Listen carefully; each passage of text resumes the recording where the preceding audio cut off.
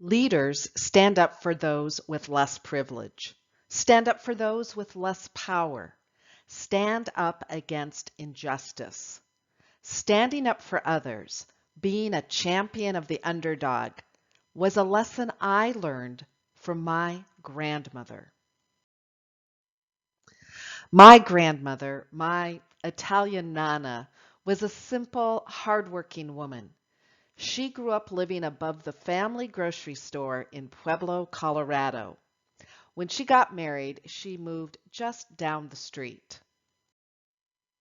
As a child, I loved visiting my nana. Her home smelled of spaghetti sauce, Italian sausage, and old furniture. I especially loved visiting at Christmas. I was her only grandchild. It was Christmas 1968. I was 6 years old, and we drove all the way from Grand Forks, North Dakota to Pueblo, Colorado, with me pestering my father at least every hour. Are we there yet? We arrived just in time for the family Christmas party. My mother's side of the family, all good Italian Catholics, with lots and lots of children. And Santa was there. I still believed in Santa Claus.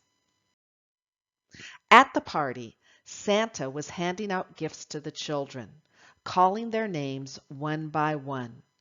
Santa held up the last gift, my gift. I couldn't wait to hear Santa call my name, Diane Williams.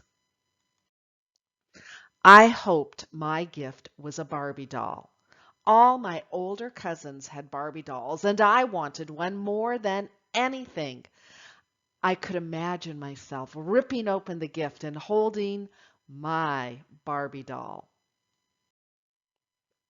With a hearty ho, ho, ho, Santa raised the gift high and called out, "Teresa Coffee!" What? Not me? No Barbie doll? No gift at all? I felt as if I had been sucker punched. Has that ever happened to you? Has someone else gotten something you deserved? Or maybe you've just seen it happen to someone else. Did you remain a passive bystander? Or did you help out the little guy? That day, my grandmother showed me how to be a leader by standing up for me, by being a champion for the underdog. As soon as I recovered from the shock of not getting the gift, tears welled up in my eyes as I looked at my grandmother. "Nana, Santa forgot me." She took me up in her strong, fleshy arms. Arms that rolled out ravioli every morning at 5 a.m. at an Italian restaurant where she worked until she was 83. And she whispered, "Oh no, Santa did not forget you." She passed me off to my parents. I saw her approach her younger brothers, my great uncles, with a sad, determined look in her eye. Then she sent my great uncles off to work the crowd. A few minutes later, a sheepish-looking Santa approached me. "Little Diane Williams, I'm sorry, your gift was stuck at the bottom of my bag." He dug around in the bottom of the bag, and with a flourish, he pulled out a wad of bills, over $50, a small fortune to a 6-year-old in 1968. I looked over at my Nana. She was smiling like the Cheshire Cat, and my dream got bigger. One Barbie?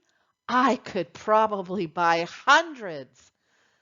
Although I didn't understand it that day, I learned a couple lessons from my Nana.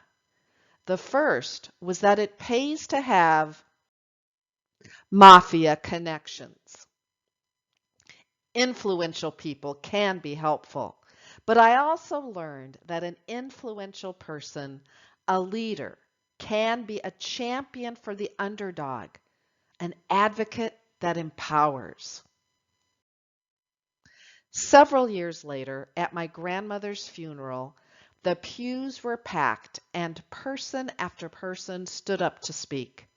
They spoke of how she had helped them when they were down and out, when they were the underdog.